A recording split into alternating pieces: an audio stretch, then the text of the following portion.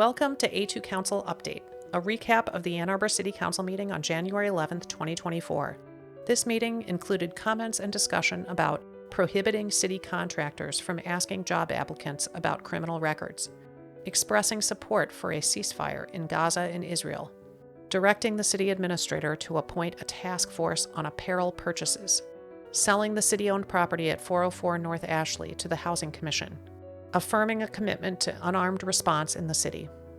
This is the voting chart for the City Council meeting on January 11, 2024.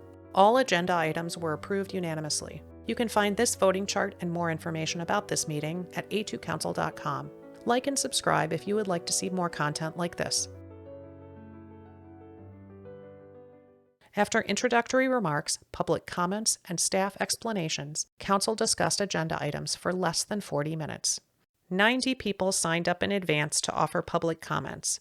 15 commenters were able to speak at the beginning of the meeting. All others had the option to remain and speak at the end of the meeting.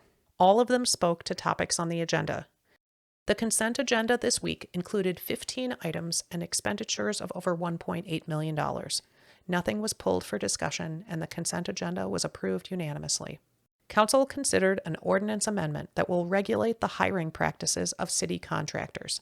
In hiring for city jobs, contractors will be prohibited from inquiring about a criminal record prior to a conditional offer of employment. This ordinance is an extension of city policy that was implemented in 2014 by a previous council. That 2014 resolution addressed concerns that people often struggle to find work and rebuild their lives after a criminal conviction. Since 2014, city job applications have not included an inquiry into criminal history, except for the police and fire departments. The city conducts criminal background checks only after an applicant's qualifications have already been determined. The significance of that criminal history is weighed in an individualized assessment. This week's proposed amendment also included clarification that contractors must document efforts to hire locally. Council spent about 5 minutes discussing a policy that would apply to city contractors. Again, this will only apply to contractors' employees who work with us, not all of their employees, and it will only apply to contractors going forward, not retroactively. The amendment was approved unanimously at first reading. At a future meeting, it will be the subject of a public hearing and final approval at second reading. Council then considered a resolution denouncing hate and discrimination in Ann Arbor and calling for a lasting bilateral ceasefire in Gaza and Israel. Earlier in the meeting, public commenters spoke. This is a simple resolution that takes no sides, has no actively harmful language, and respects all impacted communities. A true Palestinian sympathizer must call for a ceasefire and at the same time for the liberation of the Gazan people from the violent grip by the Hamas regime. I join my voice to those urging that you pass the resolution for a lasting both sides ceasefire, hostage releases, and humanitarian aid in the Gaza war. Over the past few months, I have witnessed an increase in police repression, violence, and suppression of Palestinian activism on campus by Zionist institutions and university administration. This comes at a time when an unprecedented number of young anti-Zionist Jews are acting and speaking out in support of Palestinian human rights. The speaker who preceded me mentioned tens of city councils around this country. It's actually, the number is 15 as we stand here, have passed resolutions supporting a ceasefire in Gaza. If Ann Arbor is not the 16th by the end of this evening, it will be another betrayal of this city's now diminishing legacy of progressive politics. I speak on behalf of the Ceasefire Coalition and as a proud Jewish resident of the Ann Arbor community. This is a simple, uncontroversial resolution. It is a call for peace. It is bare bones, and it is the bare minimum that we as a city can do. There's so much that it does not say. Those are our compromises. The resolution considered this week is different from what was placed on a previous council agenda and quickly deleted. A resolution offered in December 2023 included acknowledgement of specific violence, fatalities, and displacement in the region. This week's resolution eliminated all of that explanation. Council read prepared statements for about 15 minutes. We deliberately chose to not have any whereas clauses because what's important for us as a body to do right now as a city is to stand by all residents and their pain. This resolution is also a declaration of what we stand for as a community, who we strive to be, an inclusive community, a tolerant community, a community that will stand with and protect even those we disagree with from harm and discrimination. For me, this resolution is a statement that Ann Arbor City Council stands on the side of peace. Each person has a right to their own interpretation, but anyone who would twist the words of this resolution to cause harm, to divide this community, or isolate its members must take responsibility for their own conduct. The resolution was approved unanimously.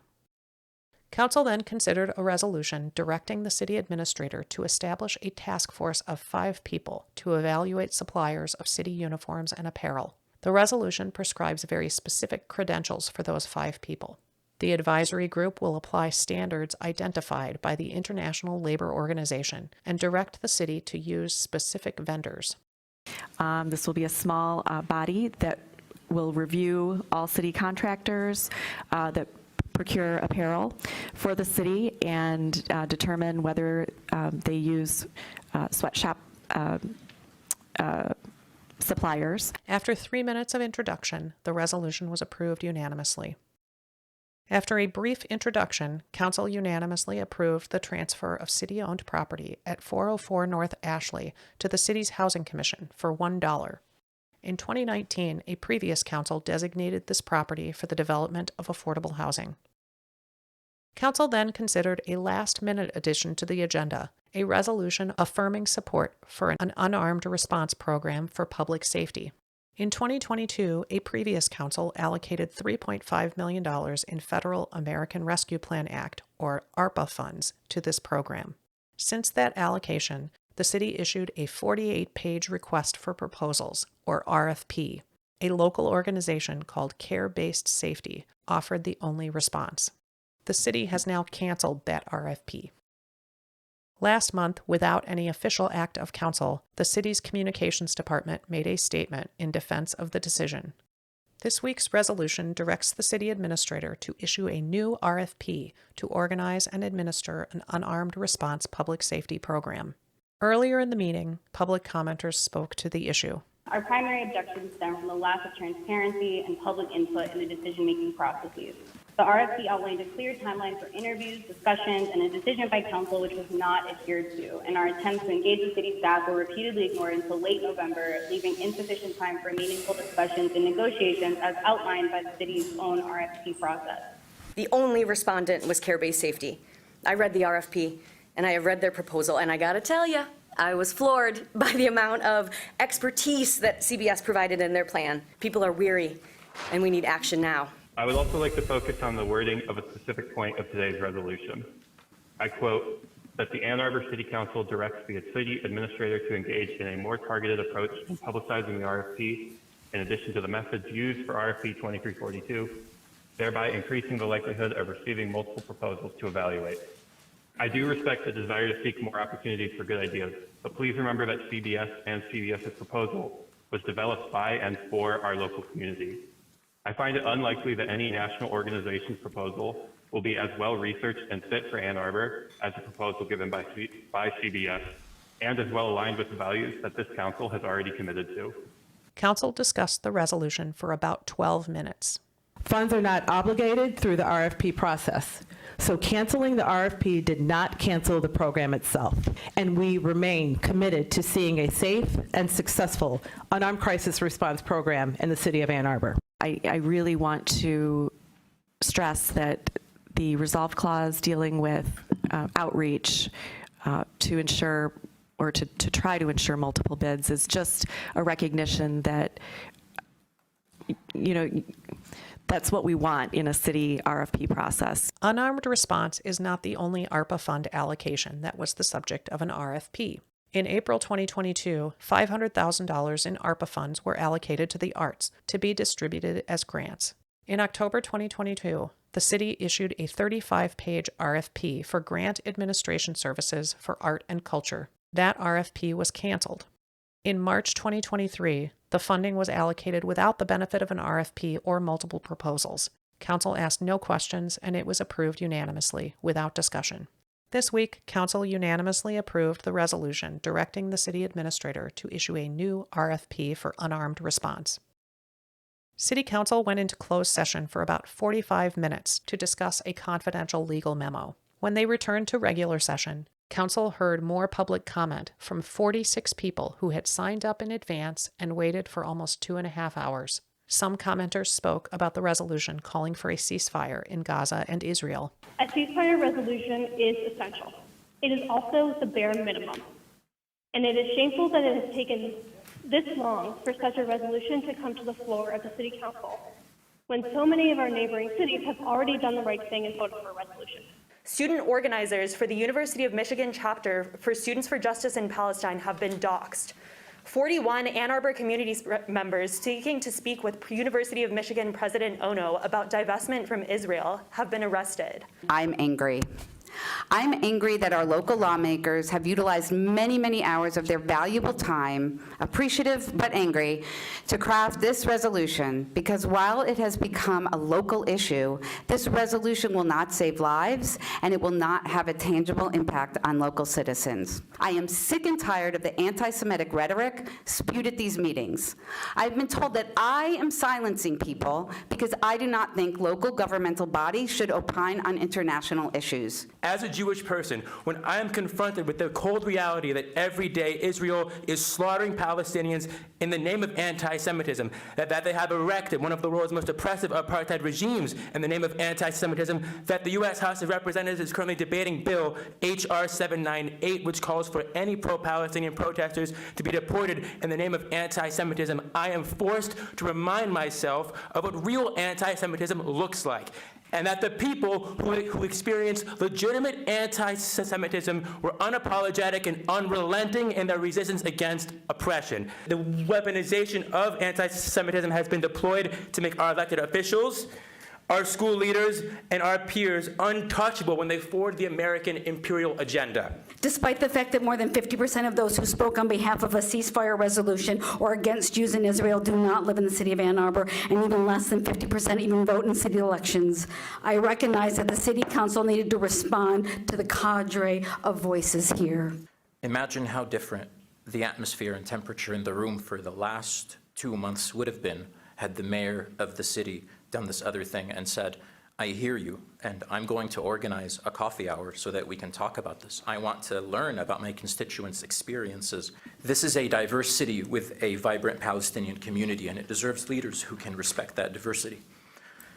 Hate speech by members of the public in this space has gone unanswered, and it has taken the form of dog whistles. Had you talked to us, we would have told you. I do congratulate you for passing this resolution unanimously. But I think we should ask ourselves, why did it take us 90 days? Like, this is one of the most educated cities in the country, right?